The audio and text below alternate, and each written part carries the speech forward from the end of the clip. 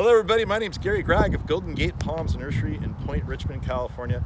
It's a bit of a misnomer because we actually sell more than palms at our nursery, succulents, all kinds of subtropicals, and we're especially known for avocados. We might have as many as 30 varieties at any given time over there, and I'm propagating all kinds of new ones and having a lot of fun doing it. We're actually sourcing a lot of avocados that are unique to the Bay Area and trying to eventually develop those to use here, since those trees know nothing other than growing here as seedlings. They don't know anything about Guatemala. They don't know anything about Mexico. That's where the avocados are generally native to. And the ones that we have up here are usually a mixture, like a Haas is a mixture between a Guatemalan type and a Mexican type. Again, this is the Sustainapalooza webinar that I was asked to speak in. Unfortunately, I'll be up on top of El Cap or falling off a half dome to my untimely death at the time I'm supposed to do it live, so I can't do it live. Sorry for that, no questions. But I'm here now, it's a video, it's recorded ahead of time, so that's the deal. All my viewers, go check out Sustainapalooza. Now, I don't know too much about it, but it sounds really cool and sustainable. So I'm sure it's online, check it out, and you can watch all the other presenters.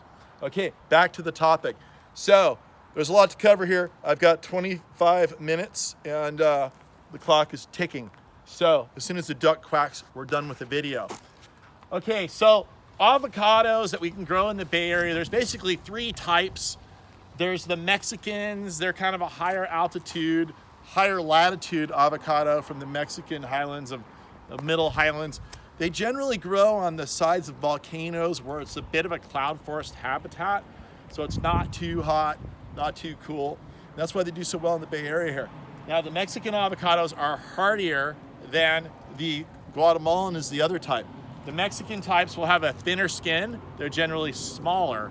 What else can I say about them? And they're more cold hardy.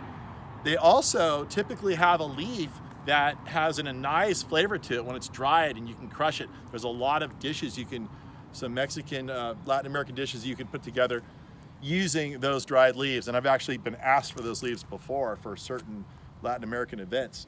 Now, the Guatemalan types are usually bigger, they're rounder, they have a thicker skin.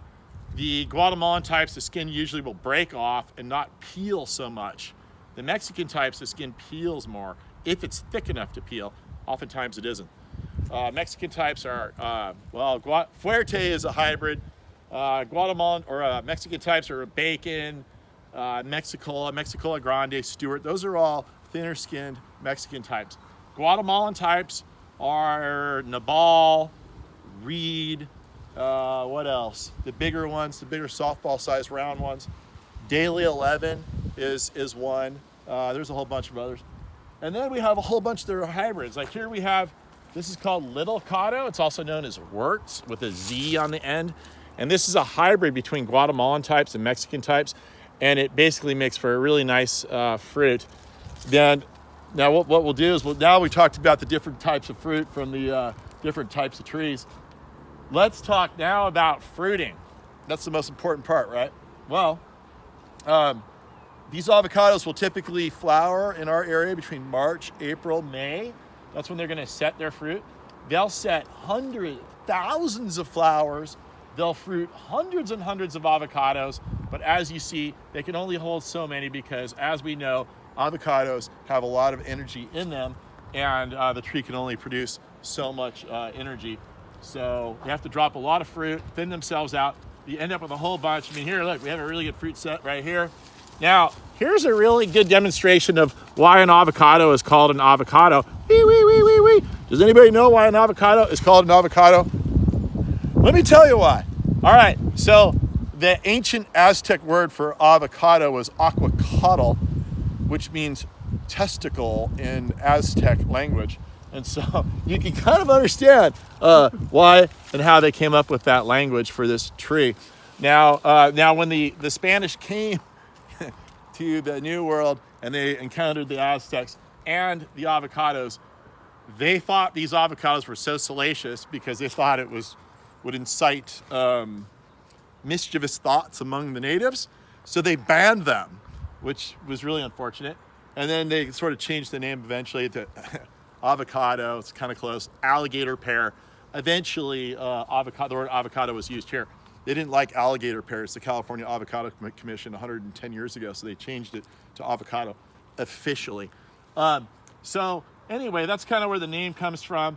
Now the fruiting, they're gonna fruit May, or April through May. They're gonna flower.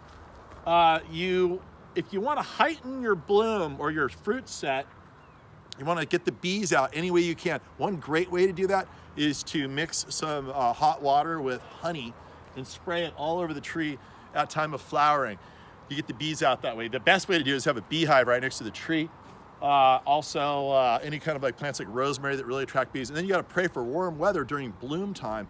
Now, ironically, cooler weather later during fruit set is a good thing, because if you get a big heat wave in June, when these little babies are on the tree, they'll just bust off and drop all over the ground.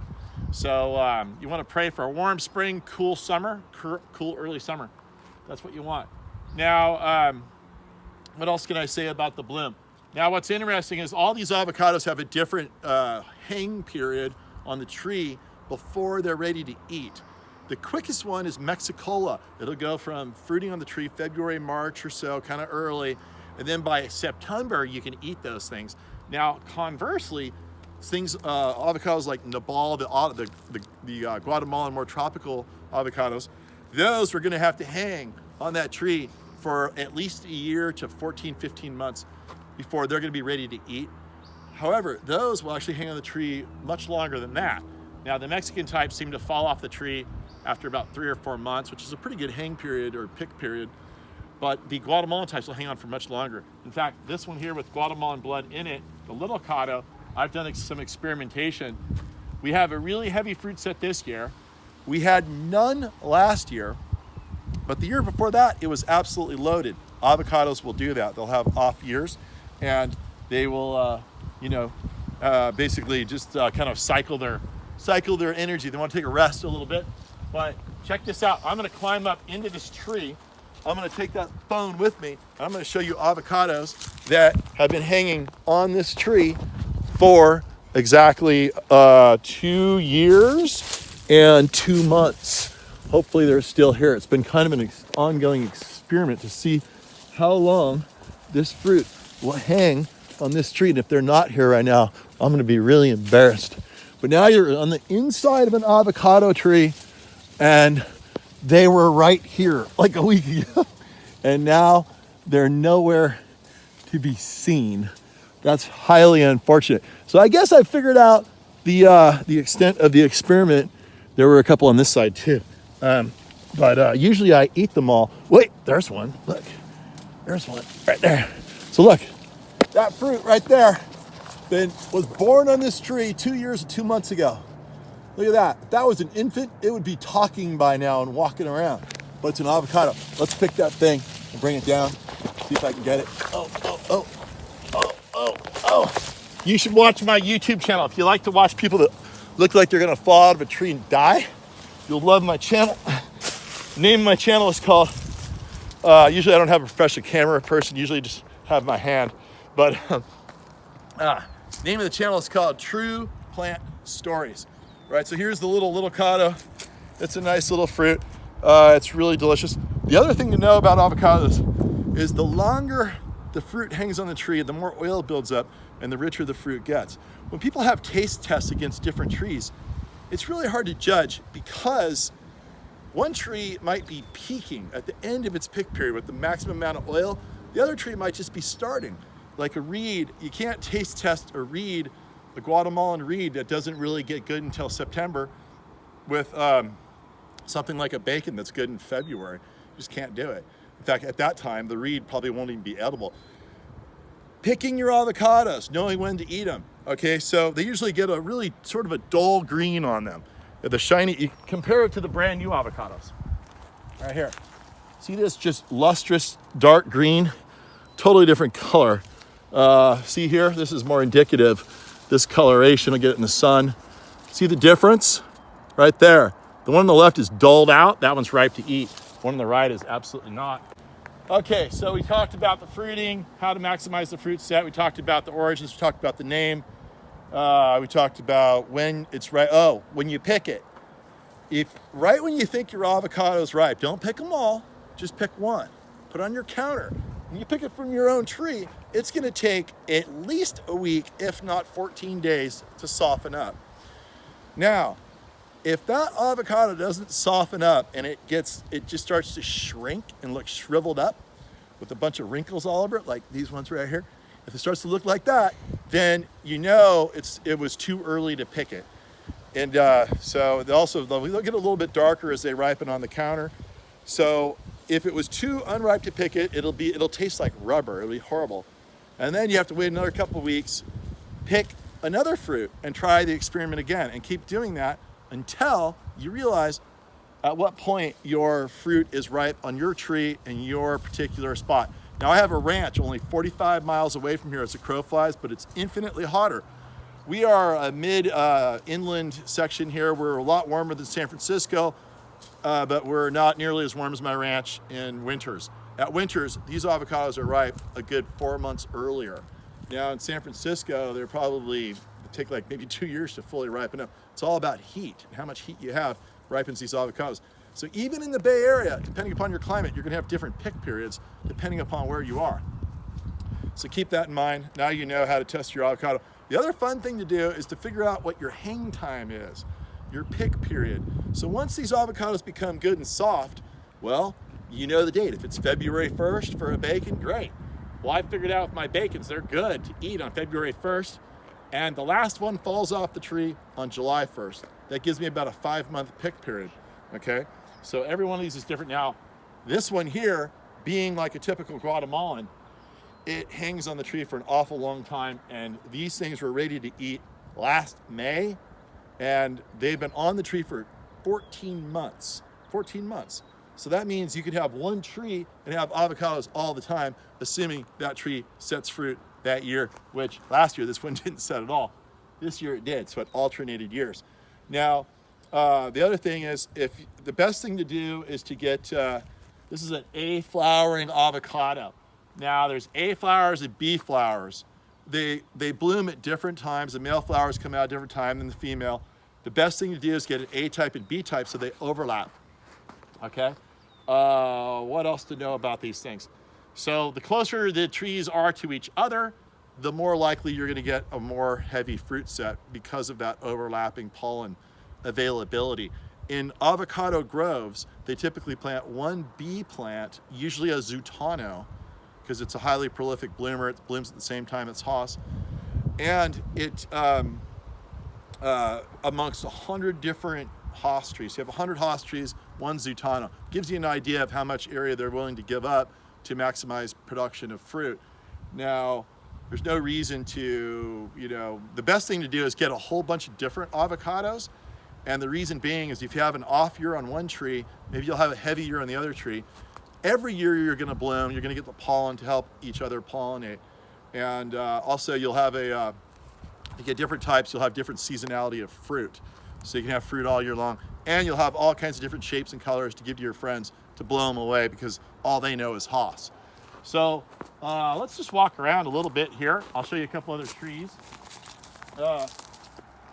This hillside here I planted about 15, 20 years ago, and the deer messed up all of the drip lines, so these trees have gotten no water during a pretty bad drought after they were relatively established for like 4 years. And I'm finally starting to water them again because I feel so guilty. I keep saying I'm going to fix the irrigation system. As far as irrigation goes, these trees are light-rooted trees. They love really good drainage, so they like to be on a slope. You have natural drainage on a slope. If you have clay soil, no problem. If you're on a slope, you're gonna get good drainage. Now, if you're growing them on a slope like I am, you're not gonna wanna throw away your baseball cleats, your football cleats, or your soccer boots. And soccer shoes are not cleats, they're boots. And that's what these are. These are soccer boots. So this is gonna be the best way to get around the hillside. Otherwise, you're gonna be slipping all over the place. That's another little tip. And I got 10 minutes left. So, the watering for these trees, the best way to get the water out there, little micro sprinklers. When they're young, they just need a couple drip emitters. As they get bigger, you're gonna wanna water all underneath the canopy of the tree, ideally. Or you could just dry farm them like me and get shrunken little avocados and not spend any water. which is pretty remarkable if you think about it. We still get fruit set. The trees don't look as pretty. They're not as dark green. They still make fruit. The fruit's not as big. It's just as good though. So in a way, it's kind of cool. You can dry farm your avocados in Northern California. It's not something you could really do in Southern California because the evapotranspiration rates are so high. The best thing to do though is do as I say and not as I do, and water your trees. If you water these trees like once a week, really good, all around the trees, big established trees, they're gonna do really well. Put about 20 gallons all around the tree. Any way you can. Little micro sprinklers are good off your drip. Like I said, when they're little, they just need a little drip where the tree is, but you gotta expand those out in time. The other thing that these trees absolutely love is feeling like they're in the middle of a forest. What happens in a forest, people? You know what happens in a forest, people? All kinds of stuff drops out of the tree and it just rots on the ground. No one cleans it up. No one's there with a leaf blower. Don't blow your stuff away in the trees. Don't make it look neat and pretty. Just get all your junk, all your eggshells, anything. Look, bark from trees. This is all stuff that would occur in a forest. Every single leaf that falls off this tree, you're gonna wanna let it fall and sit under the forest. It's gonna molt it so thick that all the weeds won't have a chance. Therefore, it won't compete with the avocado tree, and it's gonna keep the moisture in. All this stuff is slowly decomposing, making nutrients for the tree, and it's got all the bugs are gonna love it. So it's gonna make everybody happy to basically just make it do what it wants to do, just like it would be in the forest. So don't be afraid to just let it look ugly, and just look how ugly that is. That's a happy tree. Yeah, ugly bottom creates happy tree. Another thing, there's a lot of things. This is another thing. The leaves, come on down here. I got 9 minutes left. I don't know if this one really smells. No, not really. But look, the leaves are actually a beautiful mulch. They're a beautiful color. And these leaves have a compound in them that when they decompose, it protects the root system from root rot, which is a problem with avocado trees, especially in clay soils that don't drain so well. So the best thing you can do for your avocados is leave the leaves out. See? Leave the leaves. Right? Think about that. Think about the origin of words, people. I mean, they're telling you what to do. Leave them just where they are. That's what you want. All right. So what else should we talk about? That's a fuerte tree right there. That's a really cool tree. That tree was growing in someone's yard in Mexico, and I believe a person by the name of Wilson Popenoe discovered that tree, brought it up. That was the chief commercial producer in California from about 1915, I think, to about 1976. Now, it has a thin skin. It's a really rich fruit. However, the Haas tree came along in 1926. That's a really good story. It's probably too long for here. Postman found it in his backyard. He was trying to sprout a bunch of avocados to graft. A bunch of them failed. This tree kept failing in the graft. So he basically said, oh, whatever. And then his kids started playing in it and climbing it and eating the fruit. Then he went to cut it down, and his kids were like, no, don't cut the tree down, Daddy. We love that fruit. And he's like, huh. And he looked at it, and he started telling his friends. At that time, a bright green, smooth skin, thin skin was what you could sell, fuerte. Well, nobody had ever seen a dark, pebbly one like Haas. It's actually Haas. It's like with an H, all right? I always get it wrong. People hassle me so, they hassle me for calling it Haas. You gotta call it Haas so they don't hassle you. That's how you remember it. You don't want to get hassled, call it Haas. All right, so yeah, back to fuerte. So fuerte was a chief commercial crop. Haas came along, and he's like, oh, this is interesting. Showed it to some people, like, yeah, that's interesting. The Haas variety has that thick skin. You can ship that fruit, and there'll be all kinds of blemishes inside. Nobody will know. You can still sell it. Commercial growers love it. Ha! Right? They're getting one down on the consumer. That's no good. But it also protects it a little bit during shipping. Whereas if you get a bruise on a fuerte, you know right away, and they bruise more in shipping than a don't hassle me, Haas would. So, all right, so that's the story on fuerte. Now it took that long. One of the very first patents ever, might have been the first, was the Haas tree in 1926, and it took until 1976 what, 50 years later before it overtook commercial production, but now it dominates all over the world. It constitutes 99% of commercial production, but I think it's kind of a boring fruit. I love all these other ones, so I'm trying to like grow all this other cool stuff. So let's see, this tree over here, that's Mexico Grande. It decided to take the year off, who knows why, but that's a really beautiful tree, has a really big, beautiful leaf. Over here, let's show you a tree. Let me show you the chief tree that is the pollinator commercially, typically. You see? See, look. I bet my camera person's gonna. That's the aftermath of my camera person because she didn't take my advice and wear her soccer boots. Get up, Stella. We're not done yet. We got 4 minutes left. 4 minutes left. Here, come on, hurry. Gotta show them Zutano. There's so much more to see here. This is why you need to wear your soccer boots, people. You won't have to have a cut point when you're doing a video for Sustainapalooza. Look, that tree right there is a Daily 11. It's a huge fruit. It's unbelievable. And it's a little baby. We got a good fruit set this year, so that's gonna be a good tree to watch this summer. And then right here, this is the Zutana. This is the chief tree they use to pollinate the the Hass crop with. And anyway, you can see these are bigger than the other one because it's not as tropical of a tree. They actually will set fruit sooner than the one we showed you up there, the little Avocado. And there's also fruit on this tree ready to go, ready to eat right now. It's the last of the crop. Right now it's June 16th. How do I know that? It's because it's my wife's birthday. Happy birthday, honey bunny. All right, here we go. I know I saw some fruit in this tree. Where did it go? It's in here somewhere. It's also really hard to see the fruit in the tree sometimes because the fruit looks exactly like the leaves of the tree. And if I can't find fruit, I'm gonna look really, oh look, I'm not gonna look down, come over here. Come over here, people. Look, here they are, look. Okay, I'm gonna pick that right now. You see the birds like it, they come and peck it, but I just cut that off and eat it anyway, no problem.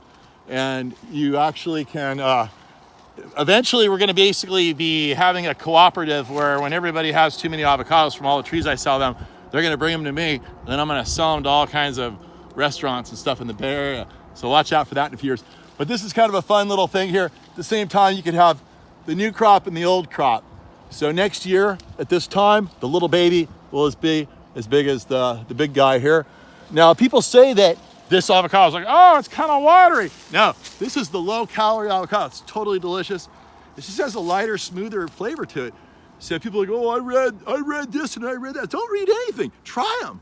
You gotta try them. Especially the ones that are grown here. The commercial ones always are pumped with water, so they're kind of thin. But even this is like considered maybe like the worst avocado you can grow here. It's also the most beautiful leaf. The leaf on this tree is incredibly beautiful, more so than the other trees. And it's super hardy, and I love this thing, and I eat them all the time. And so yeah, if you want to keep your cute little figure, you want your avocados, eat a whole bunch of quantity, go with Zutano. If you want to just eat a few and have to sit like run on the treadmill constantly, eat the other ones that have more oil content. So my camera person keeps laughing and shaking the camera. What's wrong? Oh, all right, that's about it, people. I want to thank Stella for being such a good sport and coming out here and filming me. And come on down to Golden Gate Palms, goldengatepalms.com. We got a great website on avocados and all kinds of other good stuff. Thanks a lot and have a great day. Whoa! I know. Oh! It's like when the white ball goes in the corner pocket. That's not what you intended. Right, same thing. So why did I do that? Turns out I have 3 more minutes after I was about to edit the video. So I'm going to use every minute that I have. Okay, it's supposed to be a half hour long. A little bit shy of a half hour for commercial breaks maybe. Anyway, so what do we do here? We had a little demonstration. These are white sapotas. We also grow these. White sapota is a lot like an avocado in a lot of respects. One of the respects is it comes off the tree hard usually. This can actually ripen on the tree, whereas an avocado cannot. Ripen means, or soften, so it's edible. These are rock hard right now, but they will soften up on the counter a lot like an avocado does. Now, an avocado, as I mentioned, will not soften on the tree. 2 different things. Ripen and soften are 2 different things. Ripe is when this thing is ready to eat. You can cut into it. It turns into butter. Unripe is when it turns to rubber. So we talked about that earlier. You get the idea. This is the little Wirtz Avocados. This is for the Zutano that I picked. This one is a year old. This one's 2 years old on the tree. Okay, but the thing that I wanted to tell you about is that when these things are rock hard, you can just drop them all over, no problem. You can bounce, play baseball with them, play football. Some of them are shaped like this one here is shaped like a football. I actually have Steve Young who signed one of these for me because he's a friend of mine. I got a picture of it, of him. I'll put the picture in the video. Anyway, it looks like a football. But yeah, usually you don't want to play football with them, but you can when they're hard, but not when they're soft. They're going to take 7 to 14 days to soften up. But check this out. You can actually, so you got to pick your avocados over time. You can't just pick them all and then let them sit on the counter forever then not pick more because they'll all ripen at once and then you'll have nothing to eat. You'll have to wait 14 days.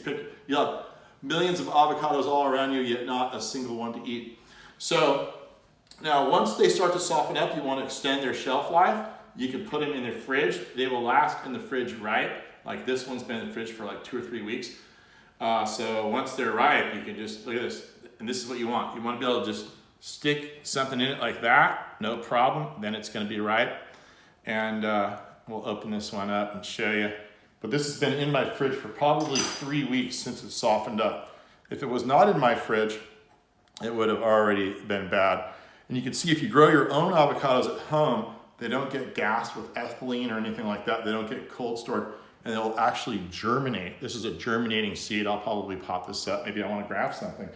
But anyway, I wanted to show you the whole deal with these things being hard, being soft, being able to extend the shelf life on them, and knowing when you can be rough with them and when you can't.